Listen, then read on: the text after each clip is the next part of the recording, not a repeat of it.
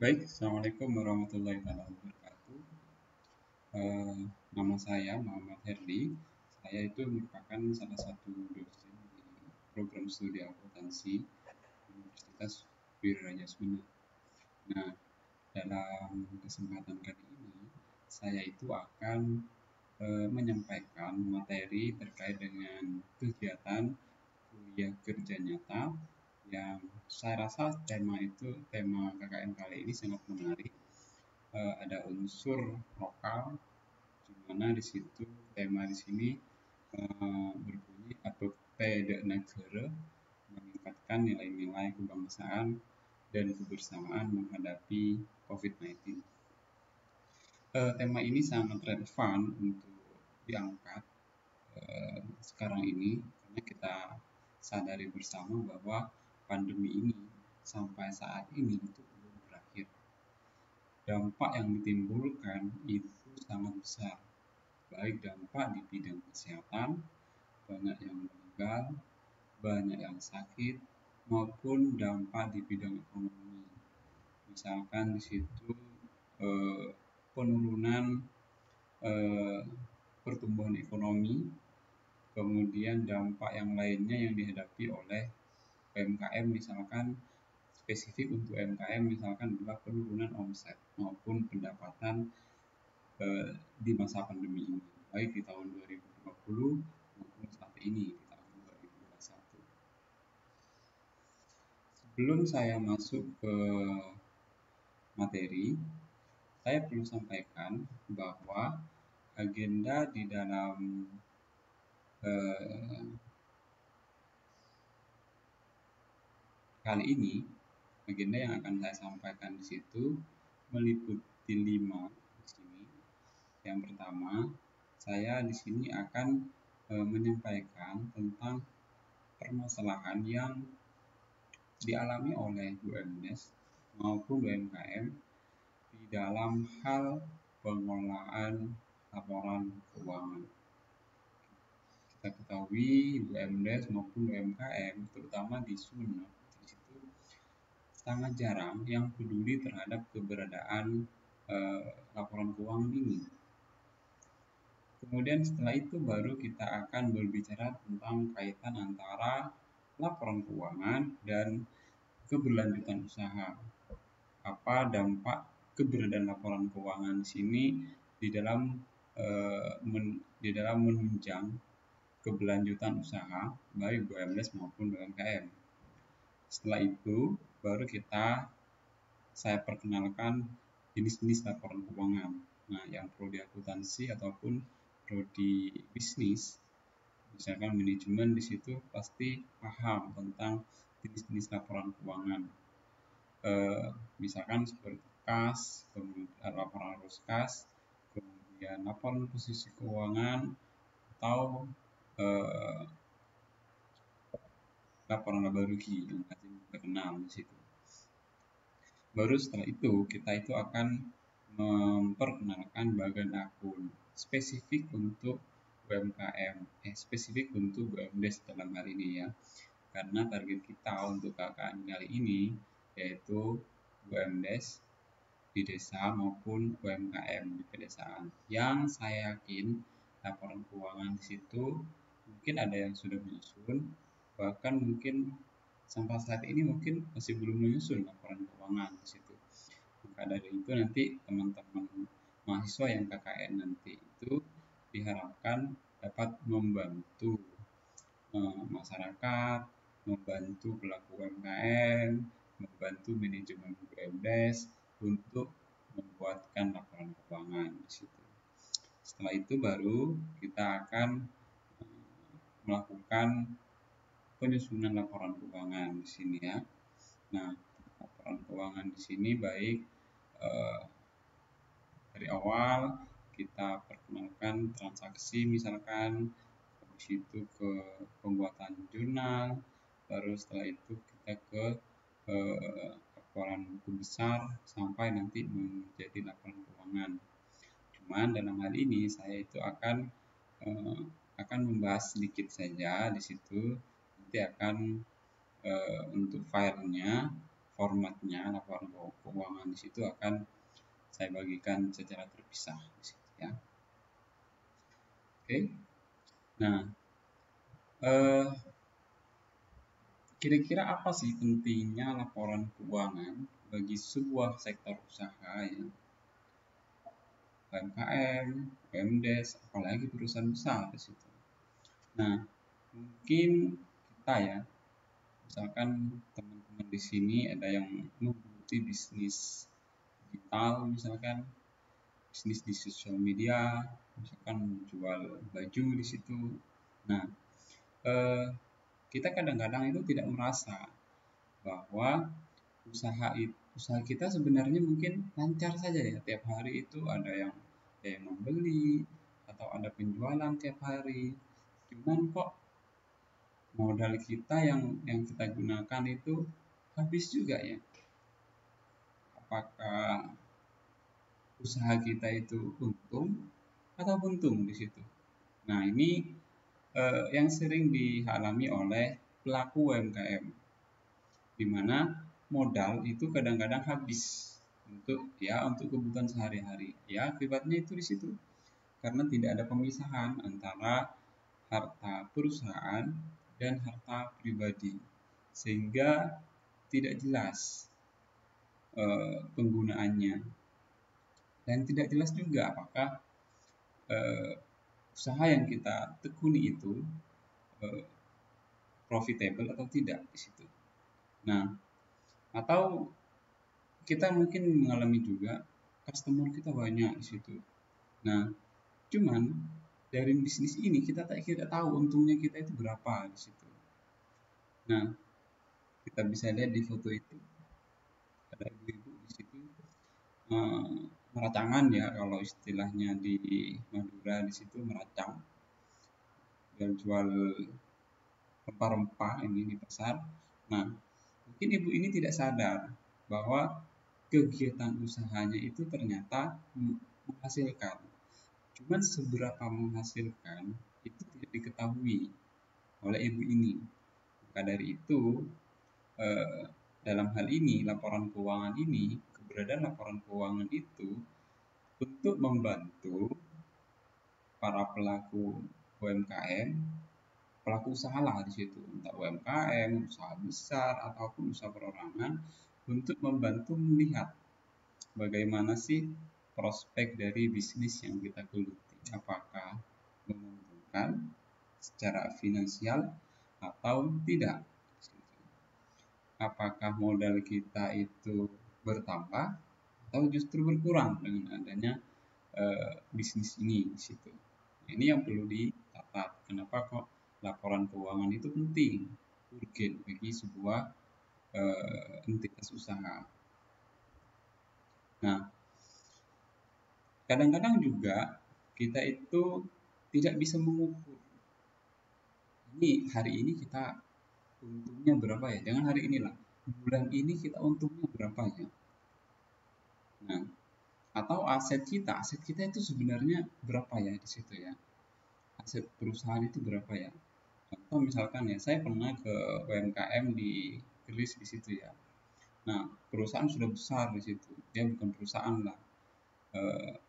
Pelaku usaha keris, pengrajin keris di sana itu sampai mengekspor ke Malaysia, kemudian ke Brunei di situ. Nah, cuman aset perusahaan di situ tidak mereka ketahui berapa sih aset mereka di situ. Aset untuk usaha yang mereka geluti ya.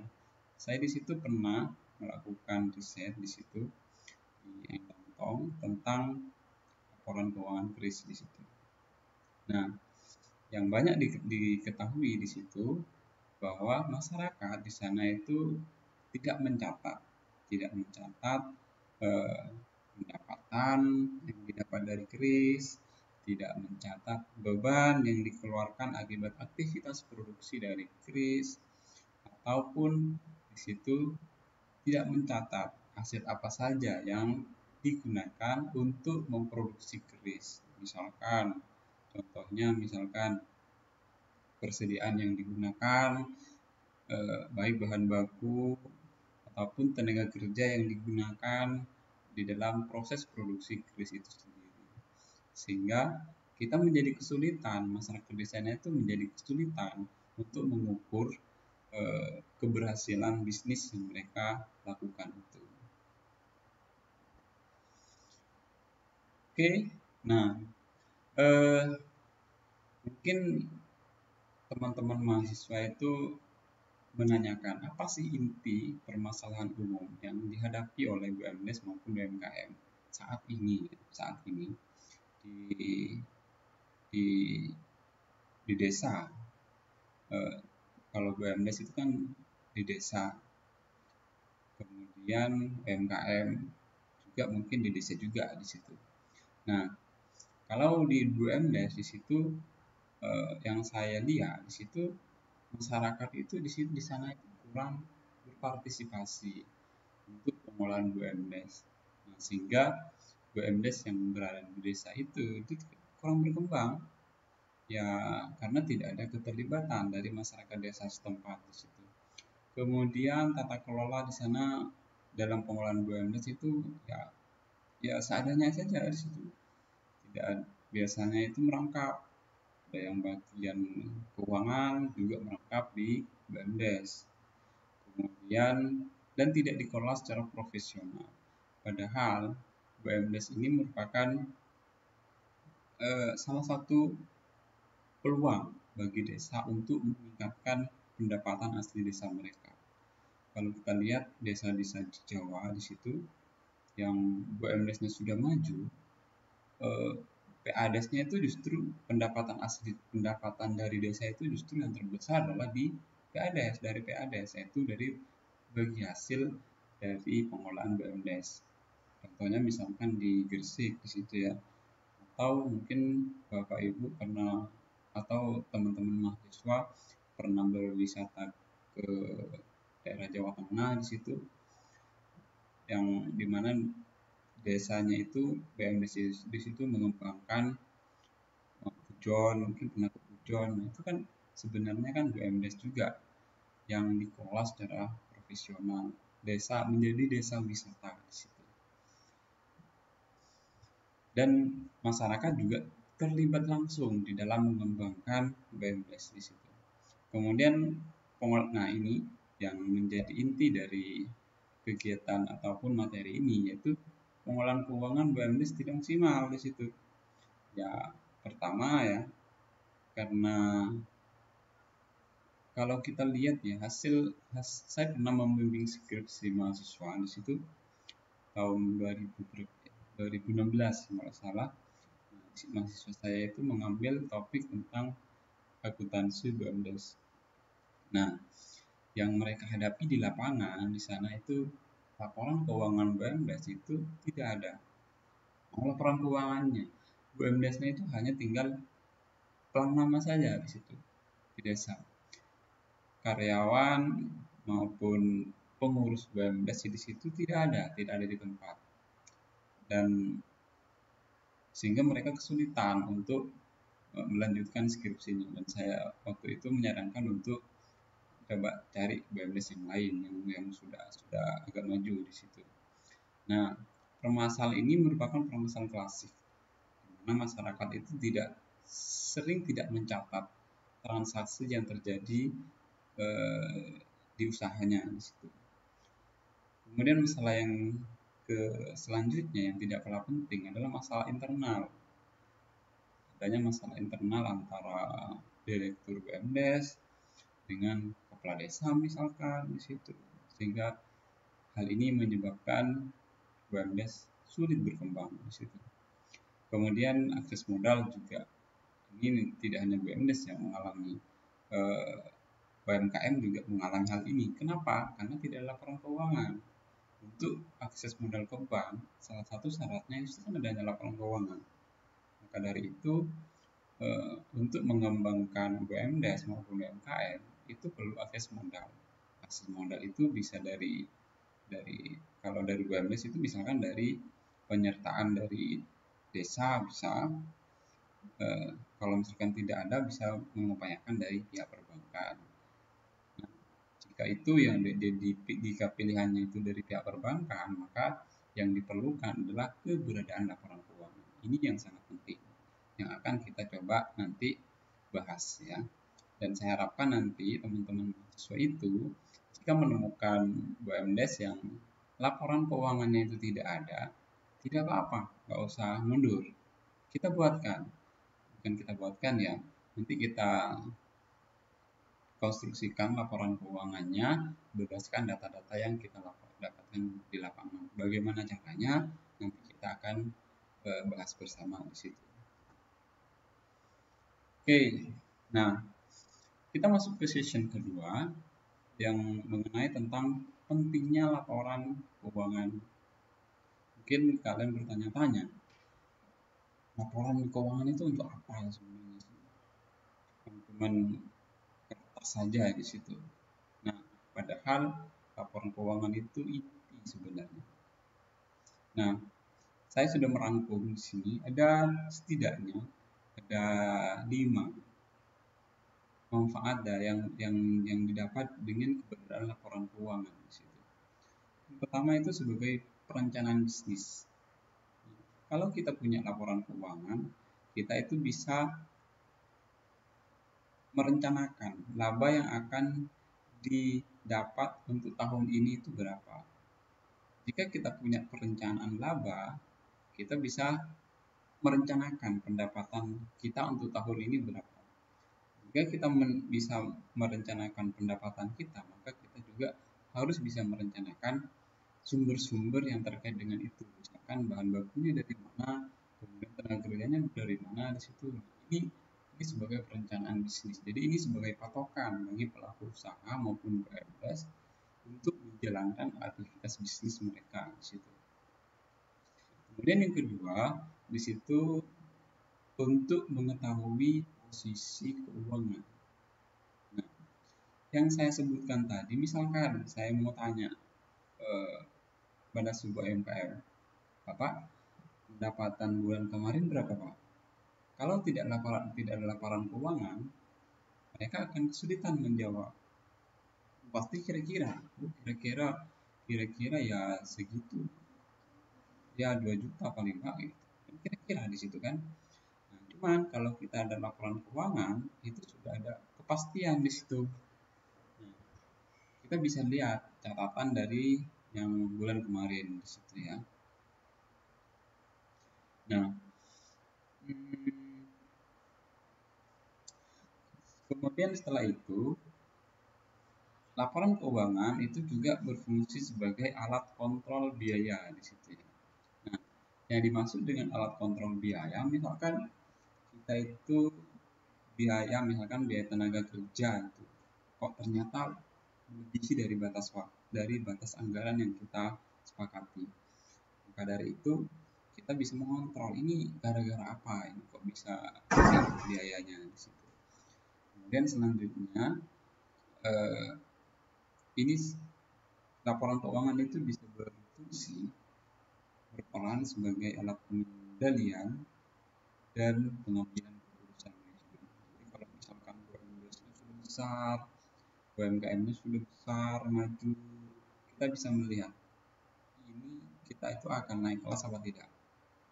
Misalkan kita melakukan ekspansi usaha, misalkan yang asalnya hanya jasa, misalkan BUMDes misalkan ingin ekspansi untuk produksi, misalkan itu bisa, karena kita bisa melihat kemampuan dari diri kita sendiri, dari BUMDes kita, dari usaha kita yang kita lakukan.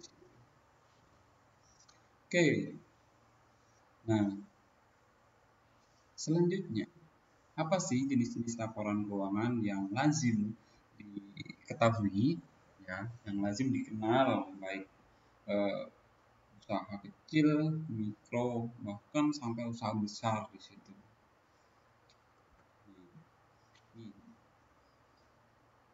Adik-adik teman-teman mahasiswa bisa dilihat di situ setidaknya ada 5 laporan keuangan yang lazim dilaporkan oleh suatu perusahaan.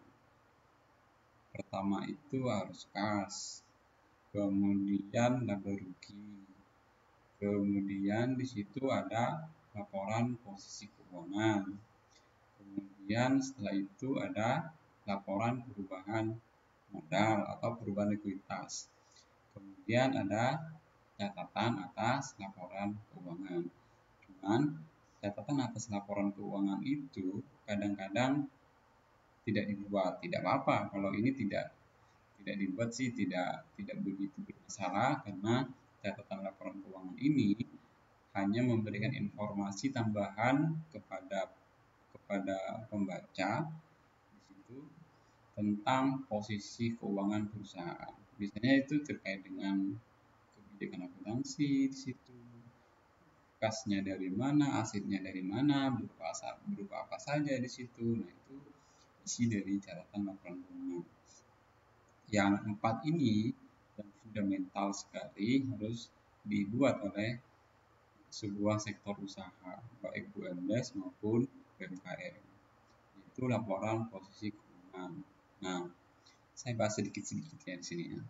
Nah, di dalam laporan posisi keuangan di sini itu mendeskripsikan tentang aset, kewajiban maupun ekuitas perusahaan. Nah, yang dimaksud aset di sini, yang dimaksud posisi aset di sini. Nah, misalkan kasnya berapa di situ. Kemudian piutangnya berapa. Piutang itu merupakan tagihan ya, tagihan perusahaan kepada pihak eksternal, kepada konsumen, misalkan itu namanya utang. Kalau utang itu adalah kewajiban perusahaan gitu, kepada pihak eksternal di situ. Misalkan utang ke bank atau utang ke pihak lain di situ. Itu bedanya piutang dan utang.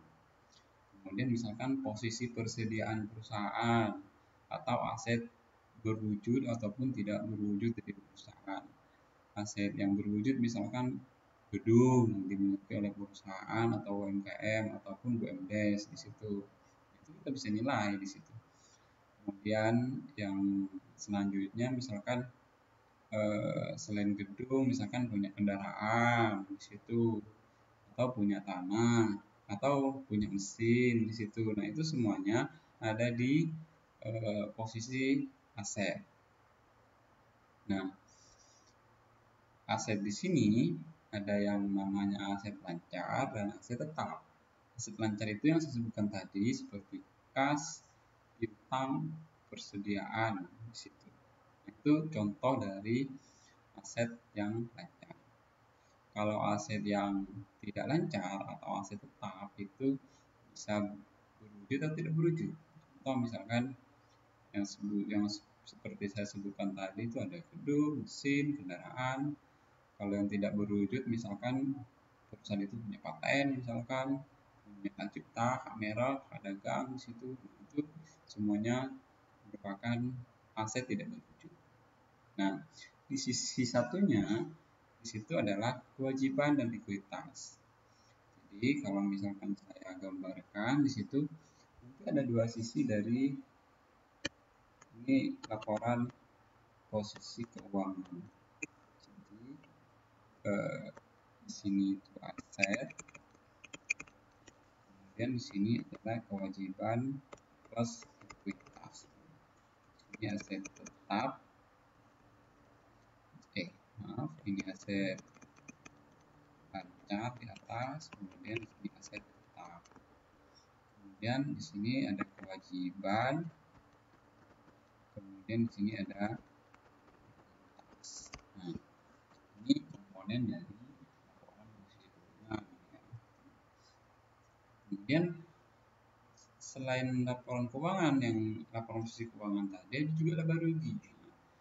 Laporan laba rugi ini memberikan informasi tentang aktivitas bisnis perusahaan. Di situ ada penjualan yang telah dicapai perusahaan, kemudian ada beban yang dikeluarkan untuk aktivitas perusahaan, dan ada laba atau rugi di bawah di situ. Di pendapatan dikurangi beban-beban yang dikeluarkan, itu adalah laba atau rugi yang dicapai oleh perusahaan.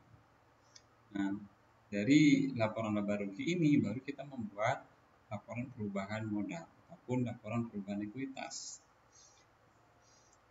Selain itu, kita juga membuat arus kas. Nah, Fungsi dari arus kas ini yaitu menjelaskan penerimaan dan pengeluaran kas perusahaan dalam satu periode tertentu. Nah, arus kas di sini ada macam-macam, dari aktivitas operasi, pendanaan, maupun investasi. Jadi ini nanti contohnya akan saya jelaskan di belakang ya. Oke. Nah, ini merupakan komponen dari laporan keuangan. Setidaknya ada empat lah yang minimal ada di dalam sebuah perusahaan. Yang saya sebutkan tadi itu ada arus kas, laba rugi, laporan posisi keuangan, dan perubahan likuiditas. Kalau misalkan perusahaan membuat CLK itu lebih bagus.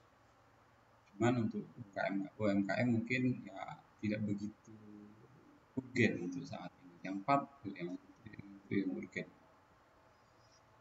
Nah, ini contohnya ya, laporan posisi keuangan yang saya sebutkan tadi.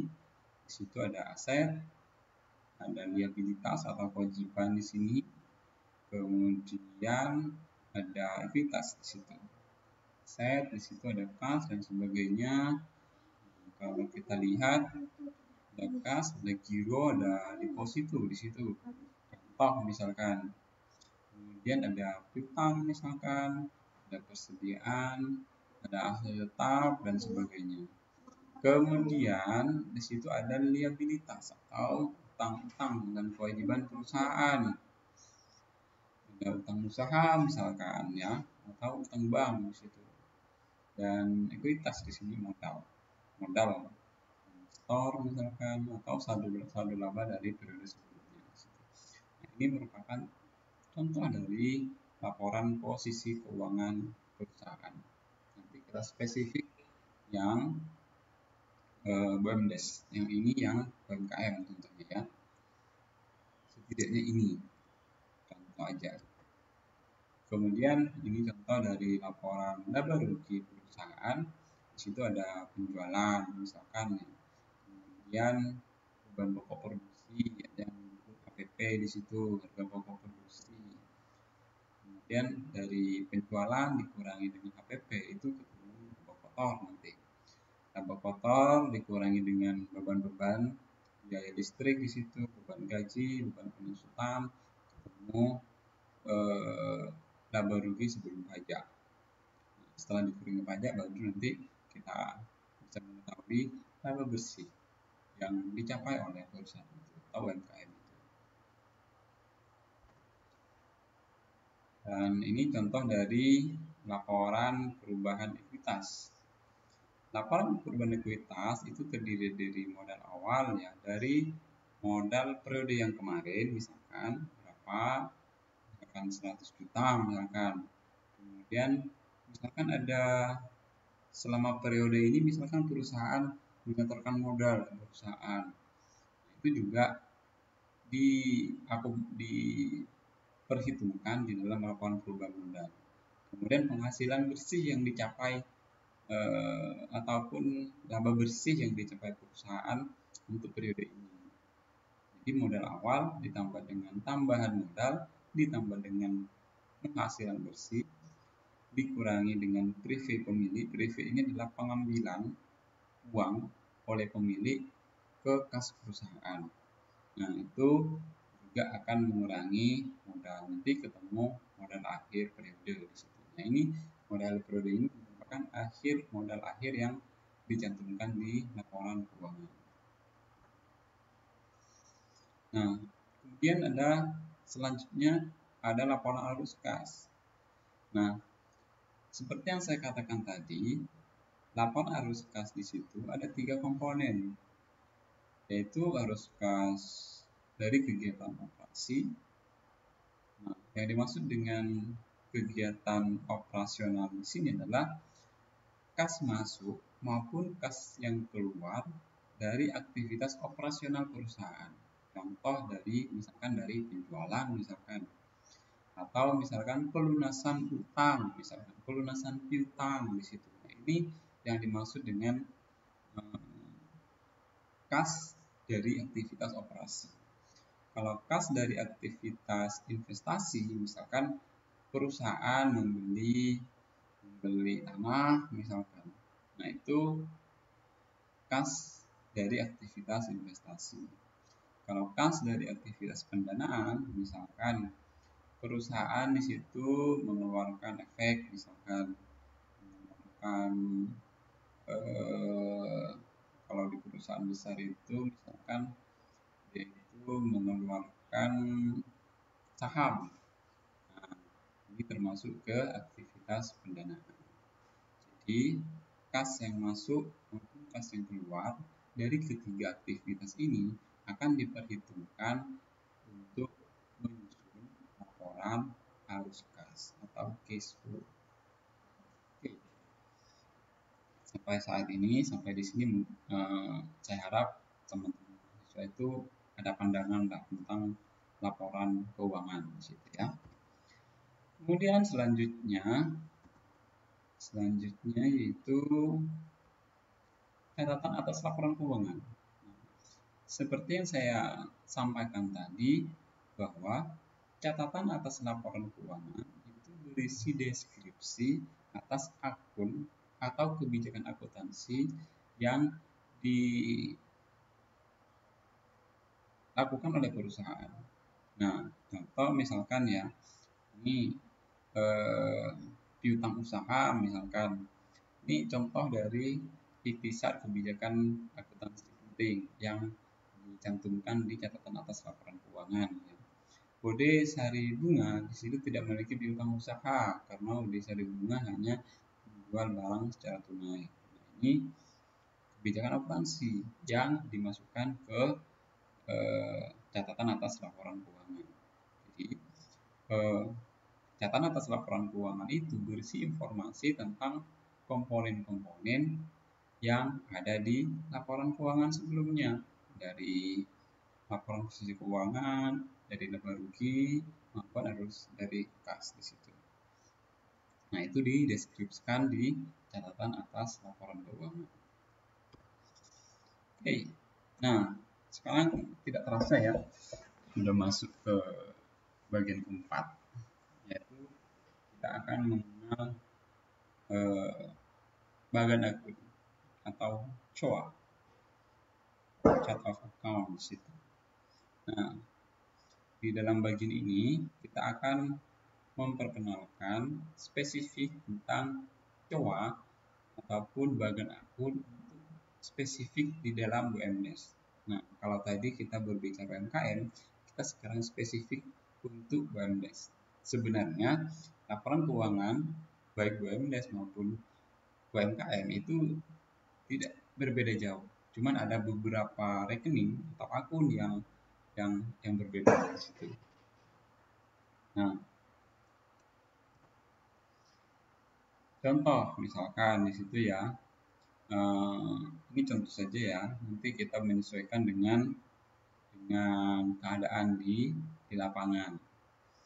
Jadi kalau misalkan nanti teman-teman mahasiswa di situ terjun ke lapangan, ke desa, ke BUMDes, kemudian belum ada laporan keuangan, nanti kita bisa menyusun laporan keuangan berdasarkan informasi ataupun wawancara dengan pengurus BUMDes setempat.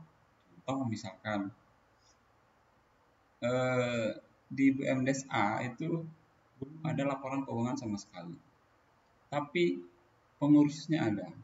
Nah, kita bisa tanya, Pak, kalau misalkan BUMDes Bapak itu kita buatkan laporan keuangan, Bapak berkenan tidak?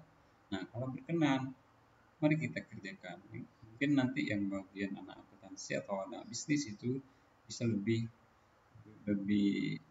berperan di sini, terutama di dalam menggali informasi terkait dengan aset yang dimiliki oleh BUMDes. Contoh misalkan kas dari BUMDes. Nah, pasti ada di situ, cuman tidak dicatat mungkin. Bapak, kas uang yang ada di BUMDes itu berapa di situ? Dari mana? Misalkan nanti pengurus BUMDes misalkan menjawab, oh kas BUMDes di sini, uang BUMDes itu dari desa. Berarti kita itu mencatat bahwa kita punya kas BUMDes itu dari desa, misalkan 100 juta misalkan. kas, nanti pada modal di situ. Nah, ini merupakan contoh-contoh dari nama akun yang ada di sektor BUMDes. Nanti kita menyesuaikan saja dengan yang kita ketemui di desa. Bahkan BUMDes itu kan biasanya kan kalau nggak bergerak di sektor produksi, di sektor jasa, atau di sektor perdagangan. Jadi nanti kita bisa klasifikasikan di situ.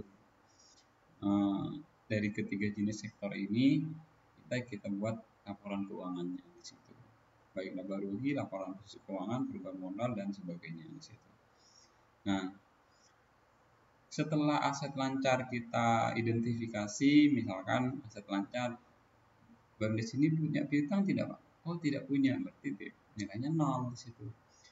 Kemudian kita lihat persediaan ATK, kita hitung di aset yang ada di BUMDes di situ. Misalkan ada kertas, misalkan berapa hari, nah kita uangkan, kita masukkan ke nominal di akun ini nanti.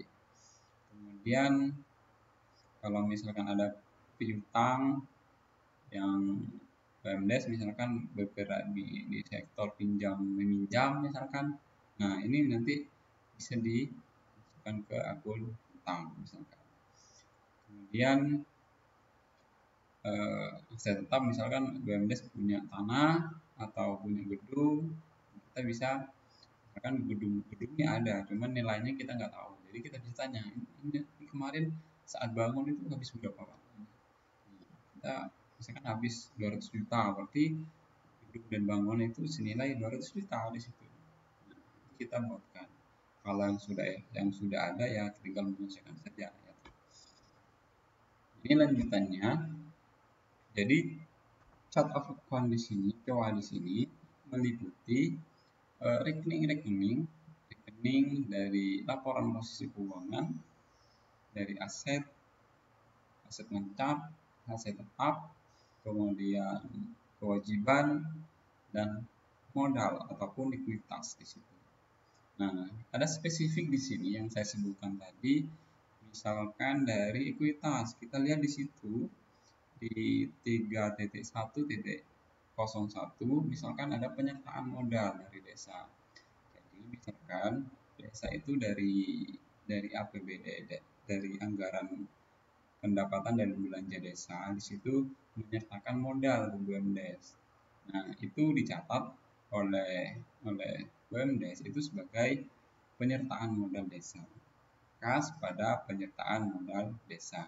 Jadi yang didebit nanti yang bertambah itu adalah kasnya, kas BUMDes, yang dikredit adalah penyertaan modal desa. Atau misalkan ada masyarakat yang investasi di BUMDes di situ karena sangat prospek, seperti di Gresik ya. Saya tahu di Gresik, cuma lupa desanya saya. Itu merupakan di Gresik di situ merupakan BUMDes yang bergerak di sektor wisata. Karena kemajuan BUMDes di situ, akhirnya banyak menarik masyarakat untuk investasi di situ, memberikan penyertaan modal. Nah, dan dari sana kita mencatat kalau misalnya ada masyarakat setempat di situ menyertakan modal investasi ke BUMDes itu, maka kita mencatat sebagai penyertaan modal masyarakat. Beda dengan utang ya, kalau utang ya beda lagi. Oke, itu yang untuk akun-akun yang ada di laporan posisi keuangan. Nah, selanjutnya yaitu akun-akun yang ada di laporan laba rugi. Itu dimulai dari 4.0.00 ada pendapatan. Nah, pendapatan di sini misalkan ya nanti disesuaikan lagi dengan keadaan BUMDes setempat. Misalkan BUMDes di sini bergerak di bidang wisata, misalkan penjualan tiket, misalkan di situ atau parkir di situ. Nah, itu masuk misalkan ke pendapatan tiket. Kemudian 4.2 ke pendapatan penjualan misalkan. Nah, pendapatan penjualan di sini misalkan selain bergerak di sektor wisata, misalkan BUMDes misalkan menjual souvenir dan sebagainya, atau punya punya minimarket misalkan di situ. Nah, itu kan aktivitas penjualan. Atau misalkan tidak bisa ditambahkan lagi di sini, misalkan melakukan aktivitas produksi, jadi tinggal menyesuaikan nanti ya teman-teman ya. Nah, pendapatan penjualan di sini ada klasifikasinya lagi, misalkan ada pendapatan penjualan barang dagangan, kemudian ada diskon misalkan di situ, kemudian ada pendapatan rupa-rupa. Nah, yang dimaksud pendapatan rupa-rupa di sini misalkan kita pendapatan bunga ya dari bank di situ, atau pendapatan komisi ya. Nah, ini masuk ke pendapatan rupa-rupa di situ, atau pendapatan sewa dari warung-warung yang, atau dari gazebo, atau dari outlet-outlet yang disewakan ke masyarakat di situ misalkan, atau dari tanah yang disewakan ke masyarakat. Nah, itu juga masuk ke komponen pendapatan. Nah, setelah itu baru dikurangi dengan harga pokok penjualan. Harga pokok penjualan di sini bisa dari harga pokok penjualan barang atau harga pokok penjualan makanan minuman. Nah, ini chart of account-nya. Dan berikut juga dengan posisi normal dari rekening itu. Posisi yang dimaksud dengan posisi normal, misalkan kas itu normalnya itu di debit. Kalau pendapatan normalnya itu di kredit. Nah, pendapatan semuanya di kredit. Kalau beban, pokoknya kalau beban itu di debit ya. Kredit dikurangi debit atau debit dikurangi kredit. Nah, kemudian dikurang ini akun-akun dari beban semuanya. Nanti tinggal menyesuaikan dengan keadaan ya. Ini sebagai panduan saja kepada teman-teman mahasiswa biar ada gambaran tentang beban apa saja yang mungkin timbul di dalam BUMDes, pendapatan apa saja yang mungkin timbul di BUMDes, Badan Usaha Milik Desa, atau rekening-rekening apa saja yang mungkin diperlukan jika nanti kita terjun ke BUMDes dan ternyata tidak ada laporan keuangan. Jadi kita bisa mengatur ke sini nanti. Nah, pendapatan lain-lain seperti bunga, pendapatan dari desa dan sebagainya ya. Jadi untuk yang BUMDes ini spesifik karena ada kaitannya dengan desa soalnya. Nah, setelah kita tahu bagian akunnya, baru kita harus paham juga terkait dengan aturan pendebitan atau aturan pengkreditan sebuah akun atau rekening di situ. Contoh misalkan ya seperti harta di sini. Nah, harta kalau bertambah, jika bertambah itu di debit, dan jika berkurang itu di kredit. Kalau hutang itu kebalikannya. Kalau hutang atau liabilitas itu kebalikan dari harta. Kalau berkurang, kalau hutang berkurang itu di kredit. Kalau harta bertambah itu di kredit. Kalau harta berkurang itu di debit. Modal sama perlakuannya dengan hutang. Pendapatan juga sama perlakuannya dengan hutang. Beban itu sama perlakuannya dengan harta. Jadi cara mudah mengingatnya itu harta dan beban jika bertambah itu di debit, jika berkurang itu di kredit. Tapi kalau hutang, ekuitas, dan pendapatan itu kalau bertambah itu di kredit dan jika berkurang itu di debit. Itu mudahnya di situ. Jadi akuntansi itu hanya sebatas debit dan kredit saja. Kalau kita paham ini, kita bisa membuat laporan keuangan. Kita bisa membuat laporan keuangan ya. Oke. Nah, selanjutnya kita di sini akan memasuki sesi yang terakhir, yaitu penyusunan laporan keuangan. Nah, penyusunan laporan keuangan di situ itu ada beberapa seksi.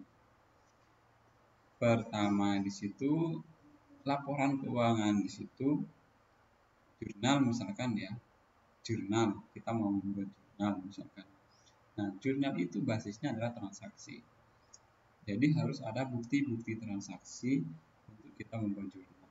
Nah, bukti-bukti transaksi itu seperti apa misalkan?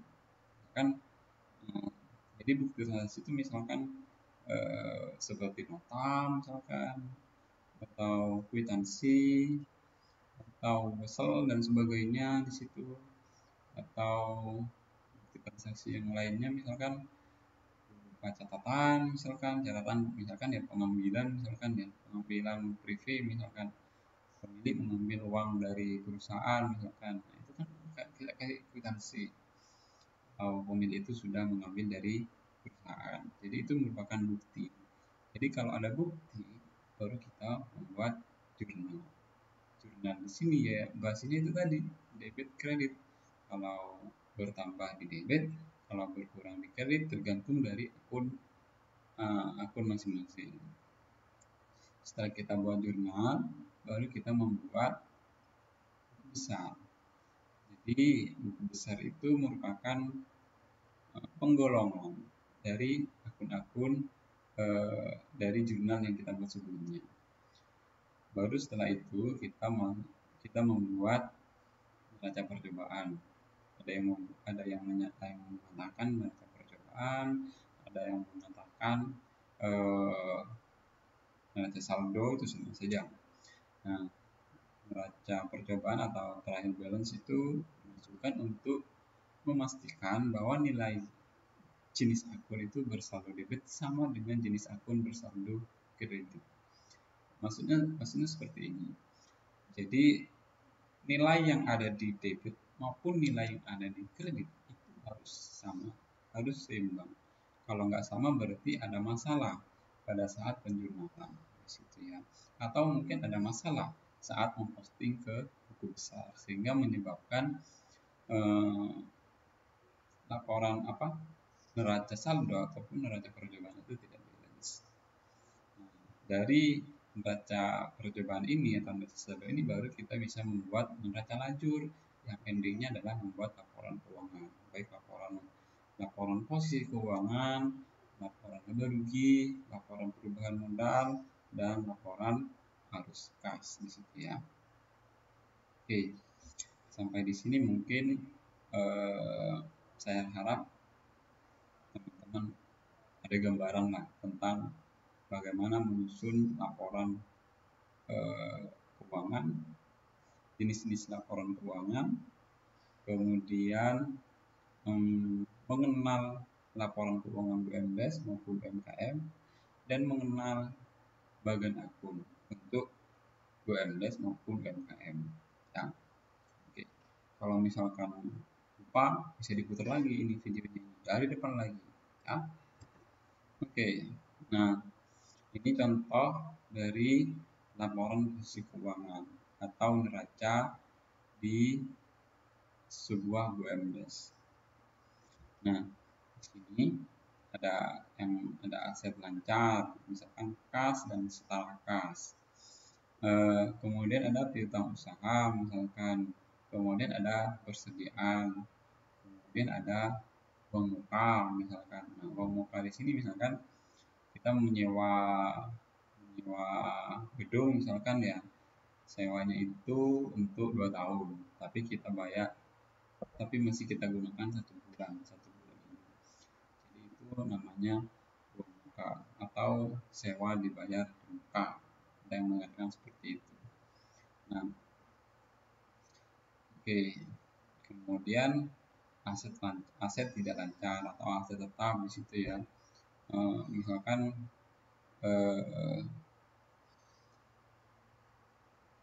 aset tetap ya bisa berupa gedung, bisa berupa kendaraan dan sebagainya, tergantung yang tersedia di perusahaan.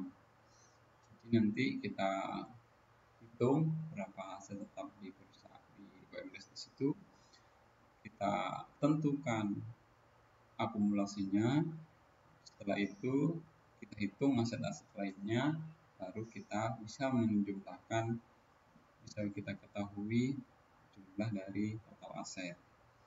Setelah kita ketahui jumlah total aset, baru kita menghitung kewajiban maupun ekuitas yang dimiliki oleh perusahaan. Jadi nilai dari jumlah aset ini dan jumlah kewajiban dari ini itu harus sama, pasti sama. Nah, pasti sama. Kalau nggak sama berarti ada yang salah di situ pada saat memasukkan. Karena sumber dari aset itu, kalau nggak dari utang, dari harta pribadi atau harta yang disetor ke perusahaan, di situ nggak mungkin ada yang lain di situ. Makanya pasti sama di situ ya. Nah, misalkan ada pertanyaan, Pak, bagaimana kalau misalkan BUMDes di situ tidak tahu atau belum ada laporan keuangannya? Nah, seperti yang saya katakan tadi, kita itu bisa bertanya ataupun bisa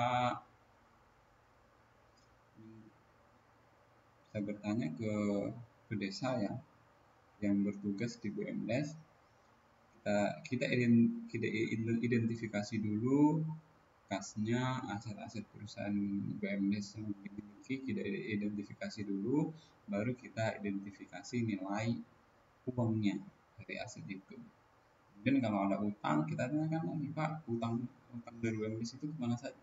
Dari siapa saja, Pak? Dari bank berapa, Pak? Sekian. Nah, kita bisa taruh di situ.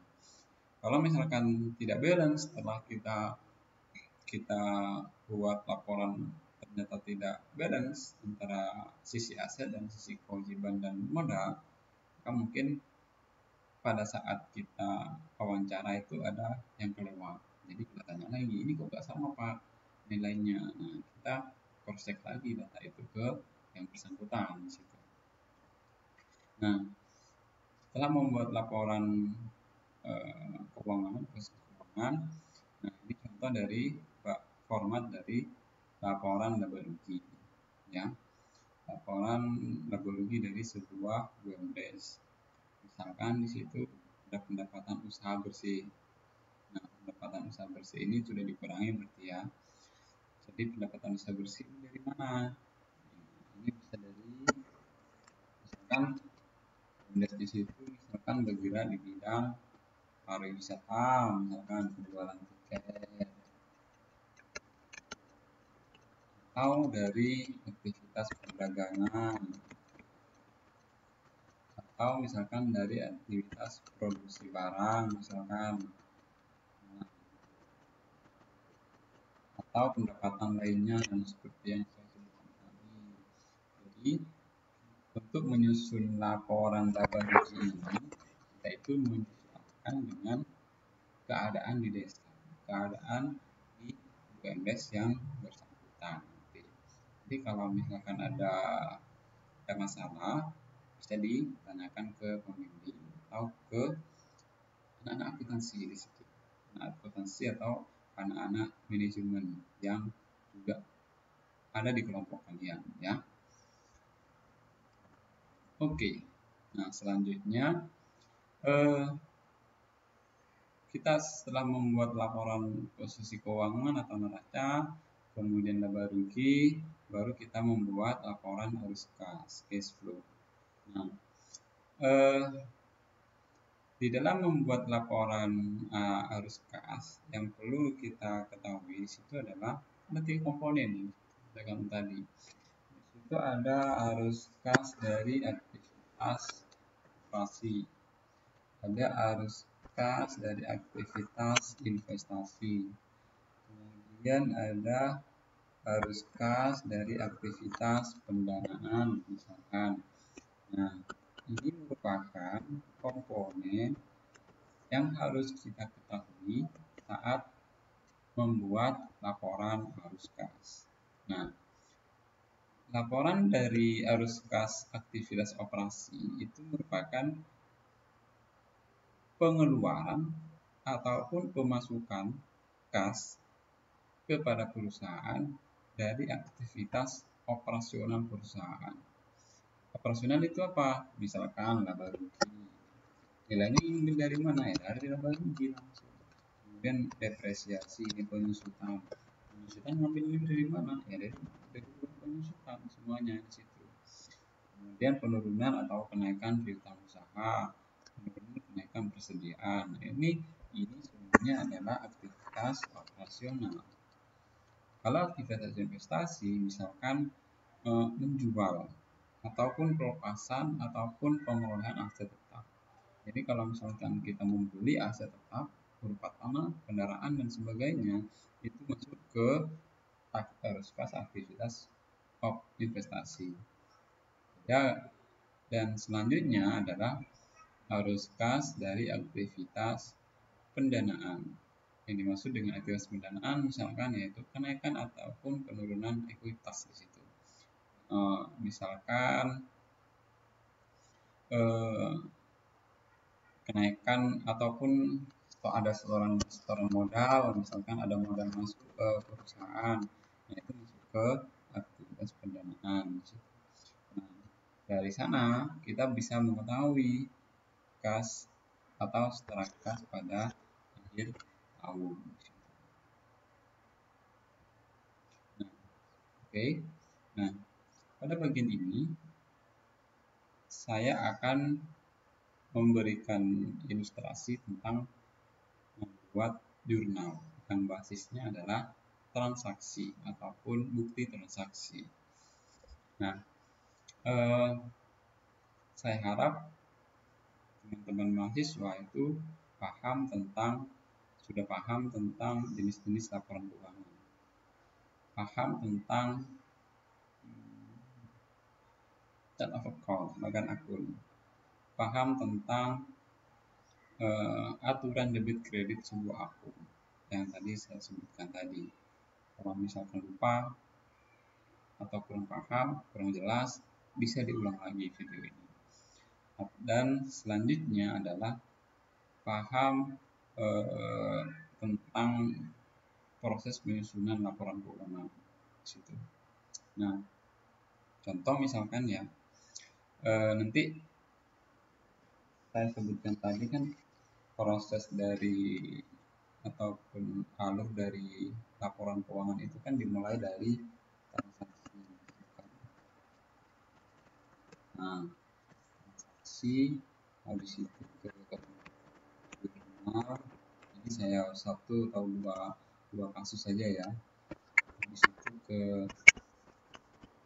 buku besar, ke neraca sisa, neraca saldo atau neraca perdagangan. Nah, misalkan ya ada sebuah transaksi misalkan. Nah, misalkan anggap saja BUMDes di sini misalkan BUMDes Patian misalkan ya. BUMDes Patian Asri misalkan mendapat suntikan modal dari desa. Desanya itu kan ada tanggal di situ kan. Nah, tanggal misalkan tanggal 1 Februari misalkan 2021 BUMDes Patian Asri itu mendapat suntikan modal dari desa sebesar 100 juta misalkan. Nah, berarti BUMDes itu mencatat sebagai kas. Ada kas masuk di situ. Ini BUMDes ya. Nah, ada kas masuk sebesar 100 juta. Di saat itu modal perusahaan juga bertambah sebesar 100 juta.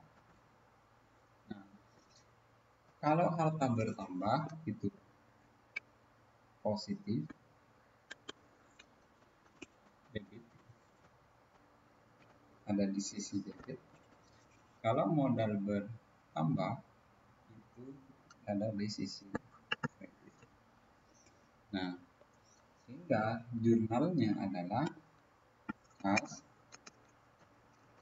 pada penyertaan modal desa sebesar 100 juta. Itu adalah jumlahnya. Ini debit dan ini. Contoh yang kedua, misalkan ya, perusahaan membeli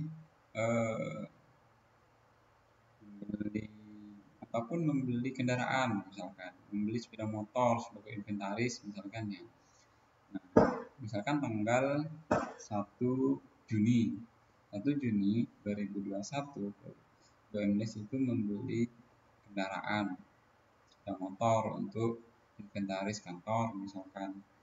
Nah, di sini kan kalau pembelian itu kan dia itu mengeluarkan kas, berarti kasnya berkurang dan kendaraan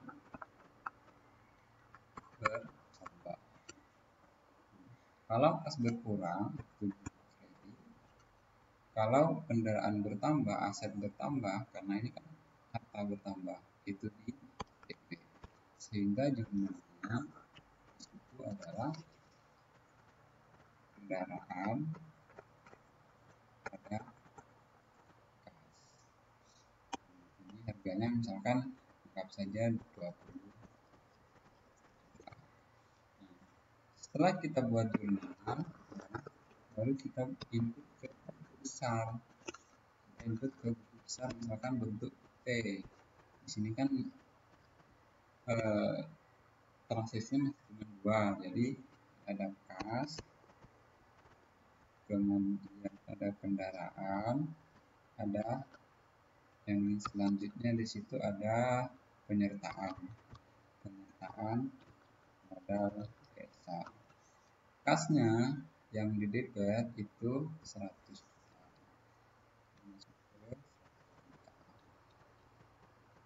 Kemudian di kredit juga ada kas di sini. Ada 20 juta. Kendaraan ini tambah debit. Jadi ini punya 20 juta. Kemudian pernyataan modal di kredit ini 100 juta. Nah, ini kita total. Ini kan 120, berarti di sini saldonya adalah 80. Ini karena 0 kita 20. Ini 100. Nah, dari informasi besar ini baru kita buatkan neraca saldonya. Neraca saldo di sini. Oke, sebelumnya saya hapus dulu ini.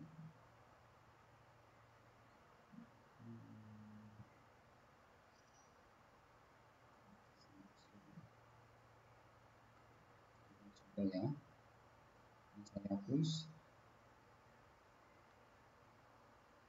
Oke, sebentar saja.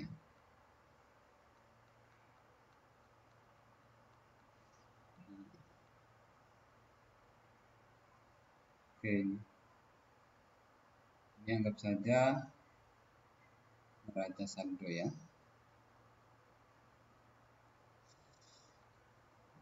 Ini kita buat ini neraca saldo ya, anggap saja seperti itu.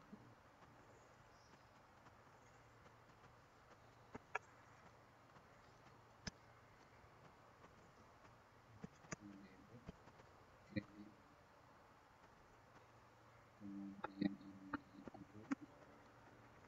akun. Dalam penulisan akun ini kita tulis dari yang paling lancar. Yang paling lancar di sini adalah kas. Kemudian habis itu ada kendaraan. Selain itu di sisi ekuitas di situ ada penyertaan modal. Kas saldonya adalah 80. Kita masukkan 80. Pendanaan 20, 20, penyertaan modal 100. Nah, di awal saya katakan bahwa di dalam neraca saldo itu harus balance antara sisi debit dan sisi kredit. Nah, ini kan kalau di denda kan 100. Artinya tidak ada permasalahan pada saat kita menjurnal maupun pada saat memposting ke buku besar. Dan ini bisa lanjut ke baca lajur untuk pembuatan laporan keuangan. Nah, sampai di sini saya harap kalian ada gambaran lah tentang laporan keuangan, jenis-jenis laporan keuangan, dan bagaimana membuat laporan keuangan dari nol sampai kita bisa membuat laporan keuangan. Jadi kalau misalkan teman-teman mahasiswa nanti menemukan kasus di mana UMDes ataupun UMKM tidak punya laporan keuangan ataupun catatan hanya seadanya saja, itu bisa menjadi program kalian nanti bagaimana sih membuatkan laporan keuangan yang layak untuk mereka, di mana basis informasinya dari laporan keuangan itu merupakan di basis informasinya di situ merupakan dari perusahaan yang kalian UMKM maupun UMDes yang kalian jadikan objek di dalam KKN ini. Ya. Ini akan sangat membantu UMDes maupun UMKM di dalam membuat perencanaan bisnis, kemudian mengakses permodalan, misalkan ke perbankan di situ. Ini akan sangat membantu mereka di dalam membuat bisnis yang modern di situ. Nah, sampai di sini kalau ada salah ataupun ada yang kurang, saya mohon maaf. Ataupun ada pertanyaan terkait dengan laporan keuangan, nanti bisa kita mungkin bisa via tanya langsung ke pembimbing, bisa, saya juga bisa langsung, atau mungkin kalian di dalam satu timnya itu punya anggota anak akuntansi atau anak manajemen yang mungkin lebih paham tentang laporan keuangan, di situ bisa kerjasama. Jadi kalau misalkan nanti kalian itu punya permasalahan terkait dengan masalah yang dihadapi UMDes terkait laporan keuangan ataupun yang lainnya, kalian bisa membantu mereka biar mereka bisa paham tentang pentingnya laporan keuangan di dalam sebuah usaha. Mungkin itu ya yang bisa saya sampaikan. Mudah-mudahan bisa membantu kalian di dalam nanti kelancaran aktivitas kuliah kerja nyata yang kalian laksanakan di desa maupun di UMKM. Saya selaku pembicara ataupun yang menyampaikan materi, mohon maaf kalau ada yang salah kata ataupun yang lainnya. Saya akhiri sampai di sini. Wassalamualaikum warahmatullahi wabarakatuh.